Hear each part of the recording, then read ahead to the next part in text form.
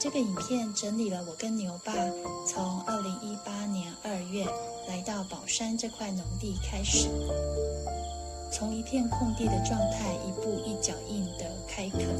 到现在2023年9月一路走来的演变过程。那因为一切都是2个人自己徒手创造，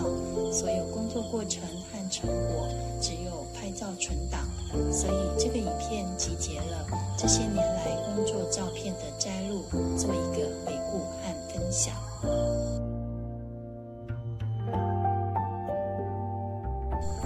2018年5月，等这块农地终于完成过户之后，又用了3个月的时间准备资材室的申请。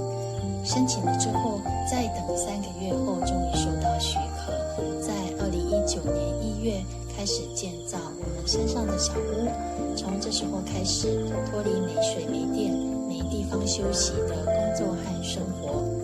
我把资材室取名新进小屋，里面的空间只有8坪左右。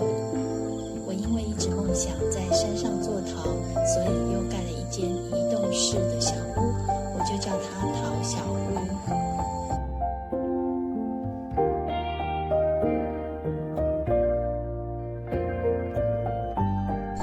有了一间可以生活的小屋之后，就会有种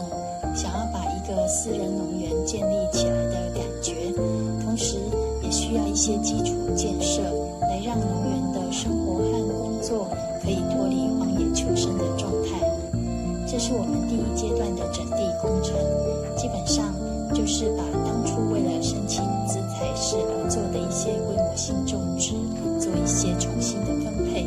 还有最重要的全区的排水系统，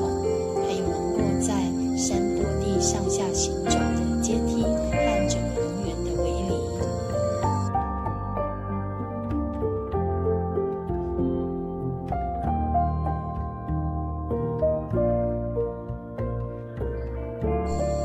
在回顾这5年一点一滴创造自己梦想家园的历程里呢，我发现最快乐的时期往往是什么都没有的那个时候，因为什么都没有，所以一切都是可能的。在那样的一个早期阶段里，心里有一个梦想的蓝图，有时候根本也没什么蓝图或是认真的计划，纯粹就是觉得有玩不完的空间可以去发挥和创造。那种空间让人感受到无尽的自由，很像一个不知天高地厚的小孩，很单纯的只是在做喜欢的事。就算顶着大太阳工作到很累又中暑，只要完成了一点点小小的成果，就会欢天喜地，完全忘记所有的疲惫，又继续想下一步要做这个做那个的，每天都好开心啊。当时我们的菜园就是在这种充满热情、充满希望，每一份付出都觉得甘之如饴的状态下，我跟牛爸2个人一片一片的组合，做成一个一个的菜园围板，然后再合力搬到已经整好地的大片空白的土地上，一个一个很整齐的排列，做出有33个菜畦的菜园。其实呢，一路走来，这是一条回归大自然的心路历程。我们心里所想的、所计划的，永远赶不上环境的变化，常常有一种走1步退2步的感觉。有时候很开心地完成了一个很辛苦的工作，但是蜜月期很短，没有多久又面临无法预期的逆境，会觉得前功尽弃，徒劳无功，很渴望能休养生息，享受大自然，但是一直有状况必须去面对、接受和处理，最后才明白，放下才是这些无常要教给我们最大的一个功课。换句话说呢，就是臣服。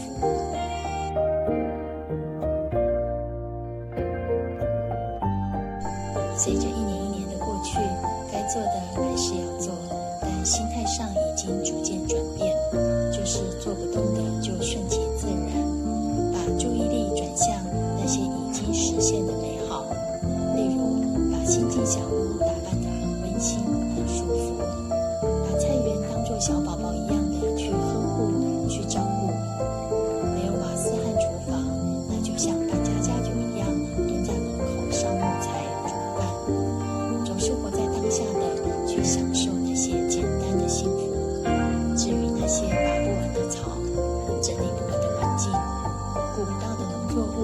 就通通当作臣服的功课，随遇而安了。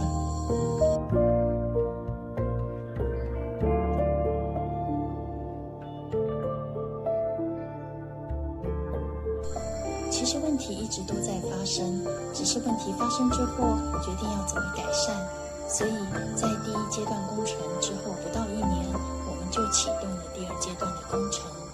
增建小屋的遮光罩，还有最重要的菜园全面性的铺设植草砖。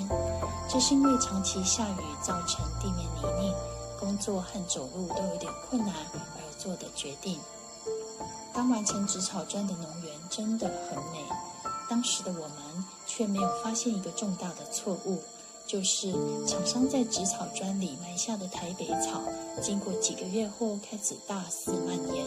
延伸进入所有菜畦里，威胁到菜和香草的生长，怎么清都清不完，心很累啊。虽然鸟事很多，但还是没有动摇我一心想要融入大自然的再也不回头的决心。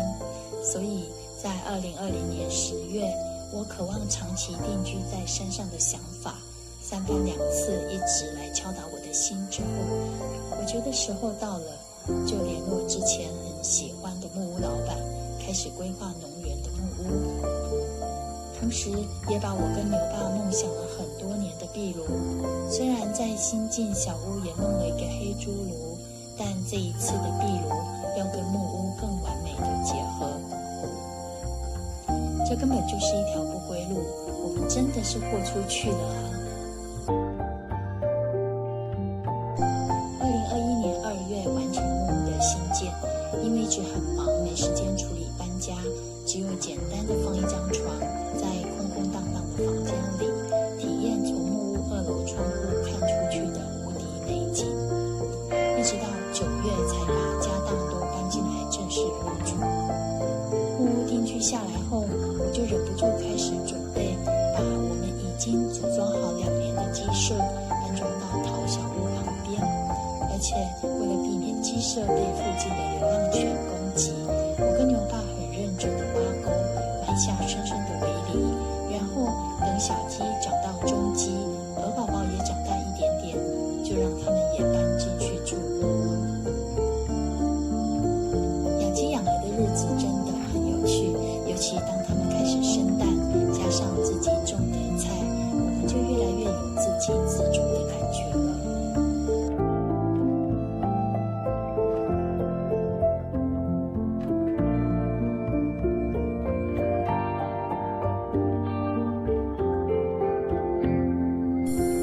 农园木屋因为是盖在上下2层平台之间，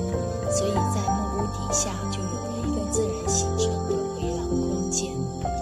这个空间一开始就像工地一样，到处都是很粗糙的凹凸不平的水泥面，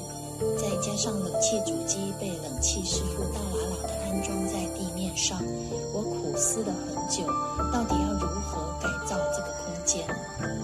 2022年4月，我请铁工帮我做斜坡上的主机架子，8月再用站板来规划实现一种原木和旧物的氛围。这个秘密基地和桃小屋之间的户外空间，是我最喜欢独处的冥想花园。农园的范围其实延伸到山坡底下的竹林，但因为实在没时间爬上爬下，加上膝盖会负荷不了。2022年年初，我们终于大刀阔斧地做了从上到下一路延伸到竹林的石板阶梯，然后在木屋满2岁的2023年年初，需要重新上漆保养的时候，顺便把油漆改成比较低调的蓝绿色。其实一开始我就想给木屋漆上蓝绿色，但是木屋老板当时强烈的阻止我，他说会很奇怪，但明明就很美啊，我应该要更相信自己才对。搬到山上，不知不觉的已经过了5年多，我们在种树、种菜、种香草的生活和工作中，学习跟大自然融合，与天地合一的存在状态，活出最真实的自己。其实从开始到现在，始终有人问我，打造这个美丽的农园有什么特别的计划吗？坦白说，我并没有预设一个清楚的目标，因为我从来都无法确定这一路走下去会变成什么样。我只是始终忠于我的本心，做我真正热爱、感觉喜悦的事，然后让生命自己呈现它该有的样子出来。我就接受，我就臣服，我就感谢，我就珍惜。